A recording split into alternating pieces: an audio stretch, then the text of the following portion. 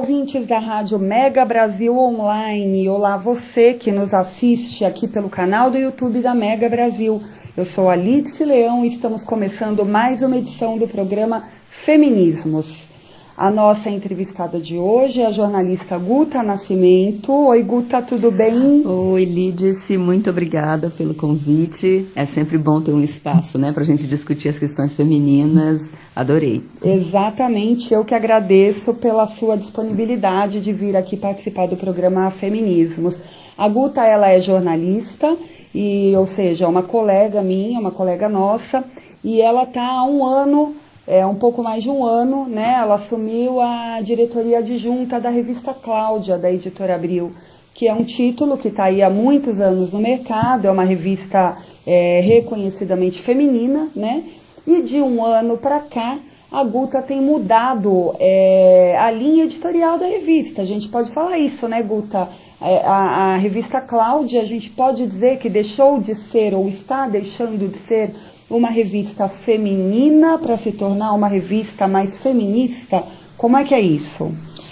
A revista Cláudia, ela existe há 56 anos, ela faz agora em outubro 57 anos, então ela é a maior, não só a maior, mas a mais antiga revista feminina no Brasil. E ela sempre foi feminista.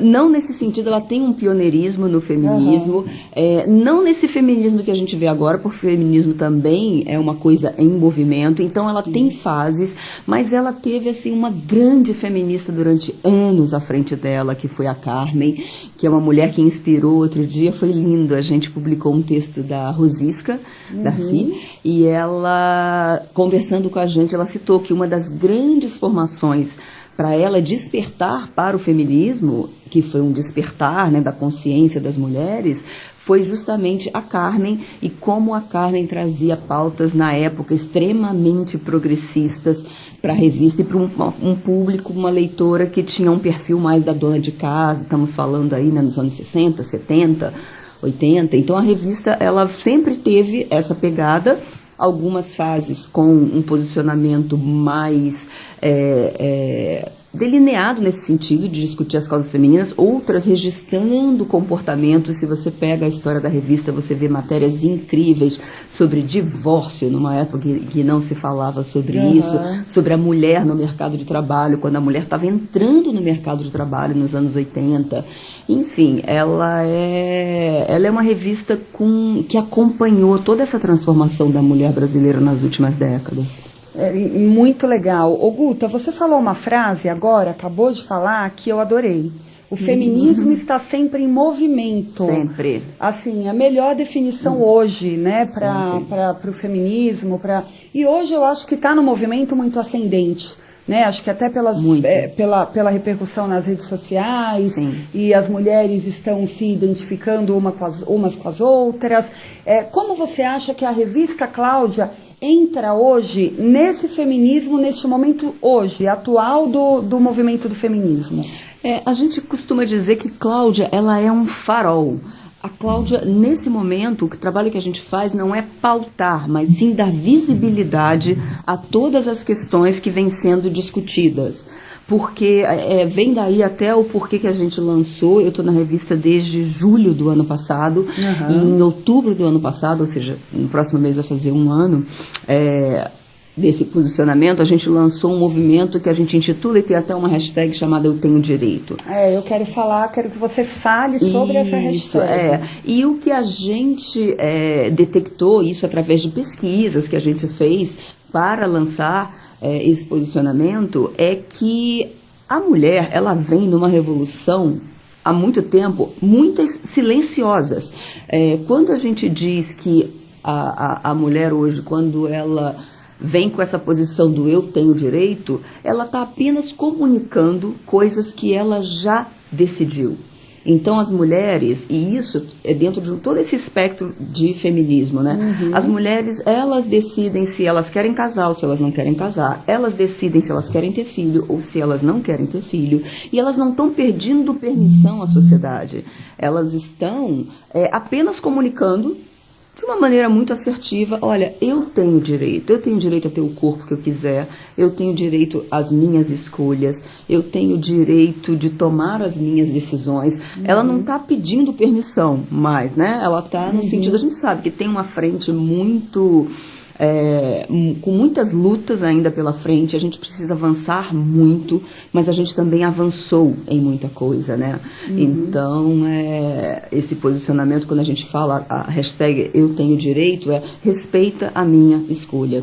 E isso eu acho que é o cerne hoje do feminismo. Existem várias discussões, é um campo muito grande, com muitas pautas, e todas são relevantes, não tem uma pauta mais relevante que a outra. Mas eu acho que o fundamental em todas elas, o que une todas as pautas feministas nesse momento respeita as minhas escolhas, sejam elas quais forem, porque é o direito da mulher à sua escolha. Exatamente, não, perfeito. Inclusive, para você que está ouvindo a gente e que está nos assistindo aqui pelo YouTube, vai lá na internet e digita a hashtag Eu Tenho Direito, que vocês vão ver vários eventos, várias reportagens que a revista Cláudia tem feito baseada nessa hashtag, assim, realmente um movimento muito interessante no jornalismo feito para a mulher e feito pela mulher. Agora, Guta, a hashtag Eu Tenho Direito, como você falou, né? Ela indica que é a mulher dizendo, a mulher informando, olha, eu vou fazer isso porque eu tenho o direito de fazer isso, né? Diante desse quadro já tão avançado, né, que a mulher não precisa mais pedir autorização para fazer, qual é o principal problema que você identifica hoje, como jornalista que agora está trabalhando no universo feminino, feminista, feito de mulheres para mulheres? Qual o principal problema, o principal entrave, o principal desafio para a mulher hoje? Eu acho, é muito difícil você falar em um principal problema. Eu acho que o mundo, a gente veio uma revolução tecnológica que jogou aí, né, a gente entrou na era da informação, e esse acesso à informação mudou tudo. Eu acho que não cabe mais no mundo em que a gente vive chancelar um aspecto como o principal. Você tem uma gama de questões. É a mesma coisa das causas, né? A gente tem visto uma ascendência de movimentos ativistas. E como é que você diz que uma causa é mais importante que a outra? Como é que você julga que uma decisão de uma mulher é mais relevante do que a outra? O que a gente... isso é uma cultura das revistas que existia antigamente, que eu acho também que não cabe mais, que antigamente se falava muito assim, a mulher Cláudia. Quem é a mulher Cláudia? Não tem como. Isso é de uma cultura lá atrás em que você quase que impunha um modelo onde as mulheres tinham que se encaixar. E hoje em dia, quem é a mulher Cláudia? A menina feminista do Baixo Augusta, que está na rua, que está protestando? É a dona de casa de Cuiabá? É uma menina de 18 anos? Ou é uma mulher nos seus 50? Entende? Qual é a causa que tem mais relevância? Não há julgamento, né? Eu digo assim, qual é o valor de uma vida? A gente não consegue mensurar e a gente não consegue imputar um peso a isso. Claro que dentro de uma estrutura de sociedade como a gente tem, sim, dá para apontar. Eu acho que hoje a mulher negra, a gente tem, né, várias colocações e estudos sobre isso, na estrutura social que nós temos, homem branco, homem negro, mulher branca, mulher negra. Eu acho que a mulher negra hoje em dia vem num movimento de todo mundo dar uma visibilidade para as questões dela, porque são as mães na periferia que têm seus filhos, né, assassinados, perdem o filho para o tráfico, para a violência do Estado. Você tem a mulher que mais depende da estrutura pública, que depende do transporte público, que depende da saúde pública, que tem a questão do racismo, que impede a ela de ascensão no mercado formal de trabalho. Então, eu acho que não dá para elencar uma causa, mas eu acho que a mulher negra, sim, está numa base estrutural de sociedade em que a gente precisa avançar muito e precisa dar muito visibilidade às causas delas.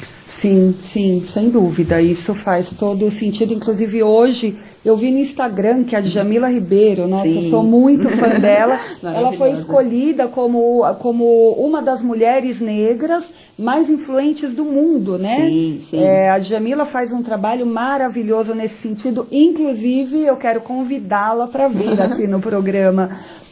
Guta, me fala uma coisa, como é que vocês, eu dei uma olhada na revista Cláudia, né, andei lendo aí os últimos números de vocês, e eu vi que vocês fizeram uma reportagem sobre uma política venezuelana, que é uma transgênero, né? Sim.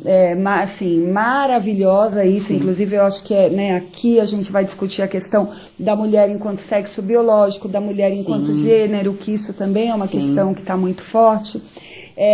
Também tem o perfil da Fátima Bernardes, tem uma reportagem pesada, porque o tema é pesado, sobre suicídio. Então, eu queria saber de você como esses temas são escolhidos, como é feita uma curadoria. Isso, como é elencado, né? Como vocês escolhem, quais os critérios, como que vocês escolhem o tema que vai chegar até a leitora e, claro, e ao leitor de Cláudia também. Cláudia, ela é uma plataforma que existe, assim, tanto no print, como a gente chama a revista, impressa, essa que chega na banca, e para os assinantes, quanto no digital. Então, você tem o impresso, ele, por ter uma limitação física, né? Você tem ali edições que variam, você tem edições com 144 páginas, 162, 200 páginas, ao longo do ano você vai montando ali um calendário de edições maiores e menores, mas o papel te dá uma limitação física. Então, né, a gente sempre fala assim, todos os assuntos que dizem respeito às mulheres são pertinentes em Cláudia. Porém, no papel, só temos 144 páginas, 162. Então, isso é muito difícil. É um processo de você realmente... Ali tem uma missão social muito forte, que é de escolher o que vai ali na revista. E isso é feito no modelo clássico de reunião de pauta. Então você tem um corpo de pessoas ali, nós temos jornalistas, estagiários, editores, em segmentos, tem a editora de beleza, tem a editora de lifestyle, comportamento, você tem a editora de casa e cozinha, todo mundo sugere pautas e a gente vai meio que mediando e falando, olha, nessa edição vamos dar visibilidade a essa discussão, na próxima ali. E o digital não, o digital ele segue o fluxo natural, o pulso das redes, do que as pessoas estão falando, dos casos que surgem, das histórias. Então a gente consegue meio que abarcar todas as grandes discussões, pelo menos ali. Não conseguimos mais apenas por absolutamente falta, né, de braços que a gente diz, porque o digital consome loucamente, né? Você acorda já com várias histórias, a gente fala, olha isso que legal, olha essa história, olha o que aconteceu em tal país, olha como isso é importante, né? E tudo tem importância. É o que eu falo, não tem nenhuma história de uma mulher que não seja importante, porque senão você começa a mensurar, né? Quanto vale uma vida, qual é a relevância dessa pessoa. Então, a gente tem o Prêmio Cláudia. Ano passado a gente teve a Karen, que é a fundadeira do Museu da Pessoa, e a gente conversou muito sobre isso, né? Toda pessoa é digna de uma história, e toda história merece ser contada. Só que você tem que fazer essa curadoria. Então, os assuntos entram numa reunião de pauta, alguns seguem calendários, às vezes porque você tem alguém lançando um livro, então é o momento de discutir, dar uma visibilidade para aquilo. Outros você acaba debatendo temas. O suicídio, por exemplo, partiu de uma situação factual aqui na cidade de São Paulo, em que, numa determinada época, vieram à tona, porque suicídio é uma pauta que tem uma invisibilidade, né? Precisamos falar mais sobre suicídio. É doloroso. É doloroso você ler, é doloroso você entrevistar uma mãe que perdeu um filho para o suicídio, um parente. A editora Lia Rizzo fez isso com muita sensibilidade. E ela até conta o quanto ela mesma ficou impactada, porque... Eu conversei com ela aquele dia quando eu estive lá. E você tem casos assim de mulheres incríveis, que ela ouviu na matéria, por exemplo, a Marisa, que é a mãe que os 2 filhos cometeram suicídio. e é uma mulher forte, é uma mulher inspiradora, é uma mulher que conseguiu transformar. Você imagina essa dor em algo que possa ajudar, né, outras famílias. Então é isso, essa história surgiu do factual de alunos aqui de uma escola em São Paulo e a gente falou, vamos dar visibilidade a isso. E é o que você falou, precisamos falar mais sobre suicídio, com certeza você tem toda a razão. Vamos agora para um breve intervalo e retornaremos em instantes com o programa Feminismos.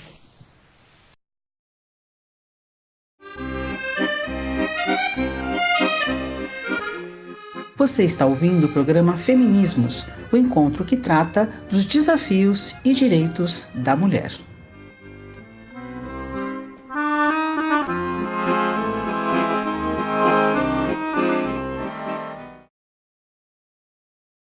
Olá, estamos de volta aqui com o programa Feminismos na Rádio Mega Brasil Online, um canal a serviço da comunicação. A nossa entrevistada de hoje é essa jornalista maravilhosa, espetacular, competente, Guta Nascimento, obrigada, que está fazendo aí uma revolução junto com toda uma equipe maravilhosa na revista Cláudia, que já tem uma história de 57 anos aí à frente dos problemas das mulheres.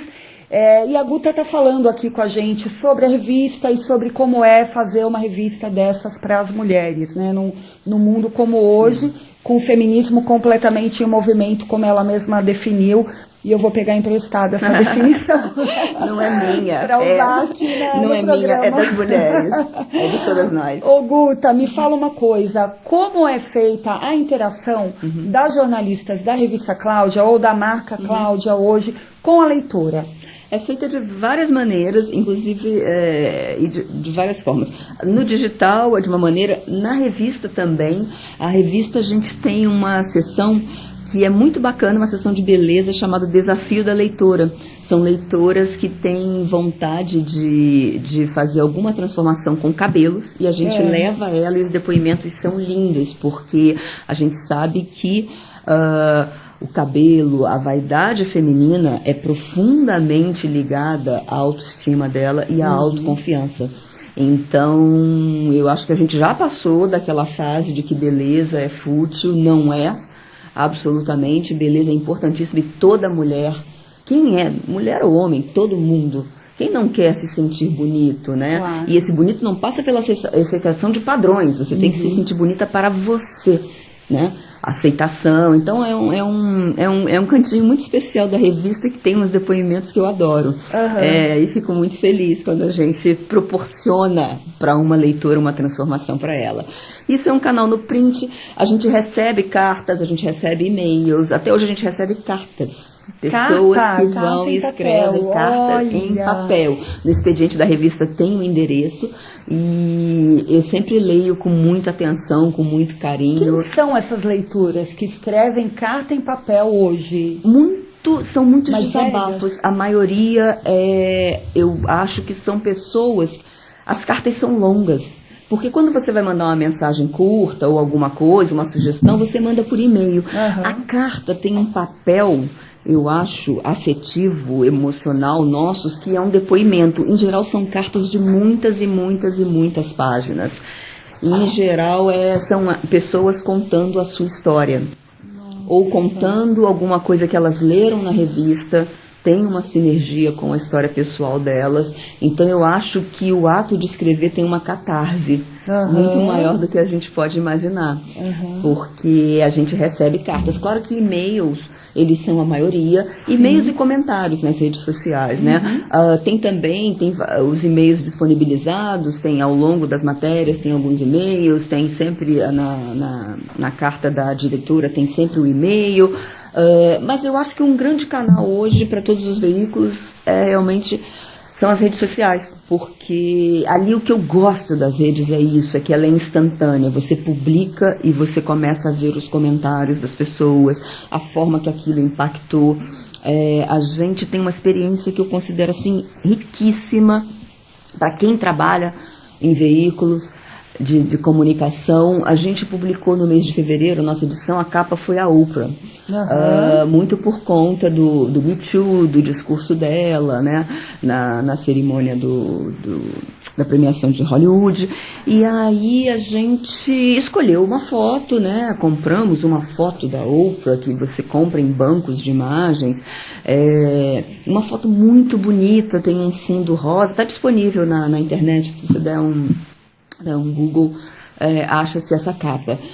E a Oprah está com as mãos, assim, num gesto de um pouco de reverência, ela está com as mãos unidas em pé.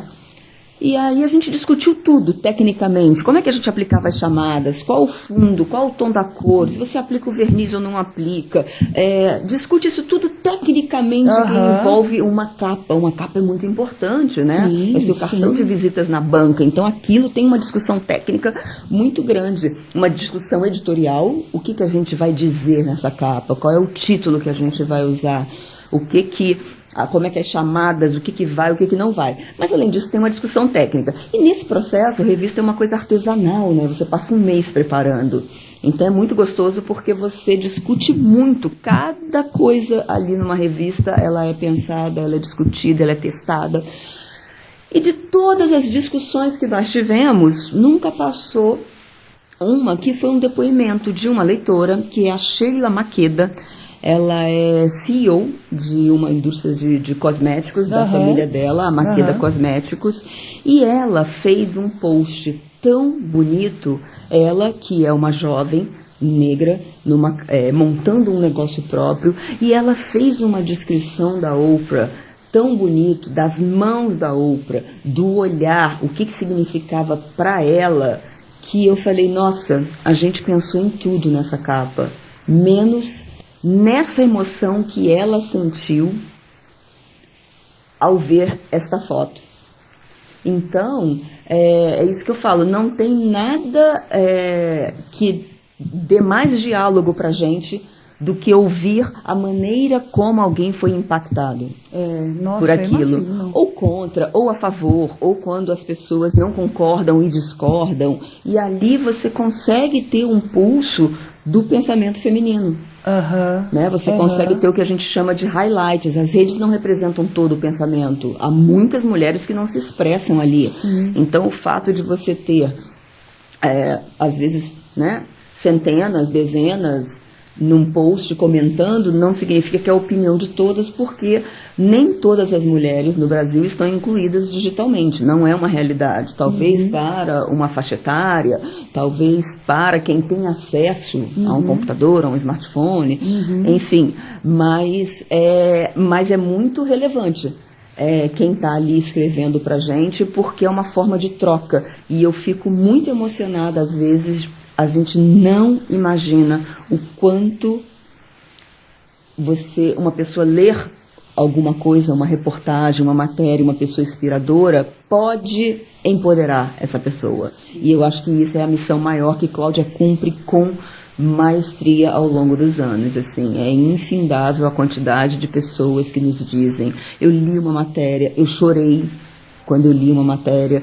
E o que esse ato de ler depoimentos, de conhecer histórias emocionantes, ele nos fortalece.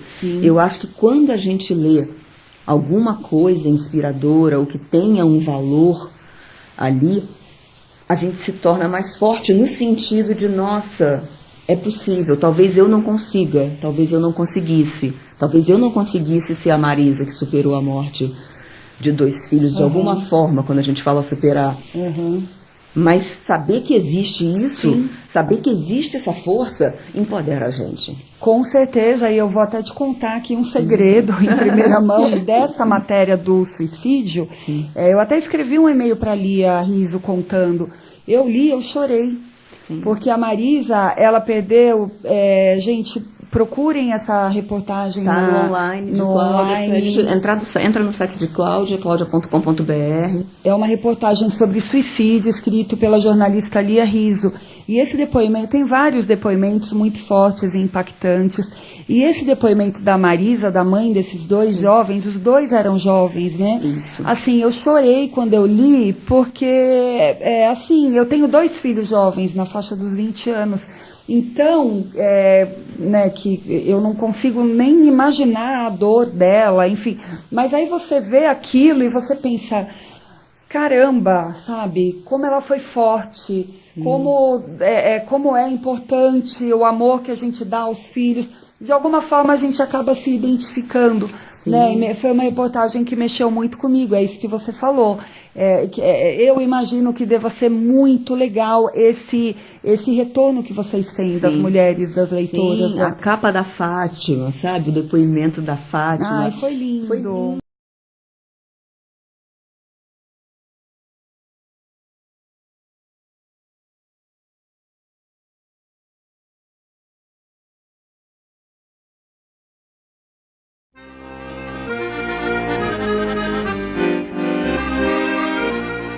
Você ouviu o programa Feminismos, o encontro que trata dos desafios e direitos da mulher, com a apresentação da jornalista Lídice Leão. Feminismos é apresentado todas as segundas-feiras, às 11 da manhã, com reapresentações às quintas, às 8 da noite, e às sextas, à 1 da tarde, aqui na sua rádio Mega Brasil Online, um canal a serviço da comunicação. Acompanhe o programa Feminismos também no canal da Mega Brasil no YouTube.